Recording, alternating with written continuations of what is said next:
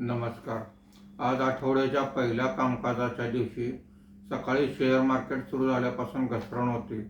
दिवसभर घसरण वाढतच होती. आज मार्केट बंद होताना सेन्सेक्स हा 1837 पॉईंटने घसरून 72,696 वर बंद झालेला आहे. निफ्टी हा 602 पॉईंटने घसरून 22,513 वर बंद झालेला आहे. सर्व इंडेक्समध्ये आज घसरण दिसून आलेली आहे. आज शेअर मार्केट संपल्यानंतर काही वेळानंतर अमेरिकेचे राष्ट्राध्यक्ष यांनी युद्धविरामाची 5 दिवसांपुरती घोषणा केलेली आहे. आजच्या कामकाजामध्ये BSE IT इंडेक्समध्ये सर्वात कमी म्हणजे 0.49% घसरण झालेली आहे. BSE कन्झ्युमर ड्युरेबल इंडेक्समध्ये 4.91% घसरण झालेली आहे. निफ्टी मिड कॅप इंडेक्स 3.90% खाली आहे.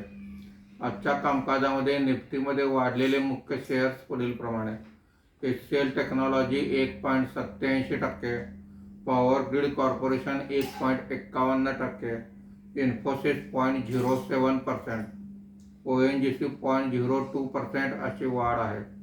आज निफ्टीमध्ये घसरलेले मुख्य शेअर्स पुढील प्रमाणे: Shriram finance 6.49%, Titan company 6.17%, trend 5.70%, Jio financial 5.52% अशी घसरण आहे.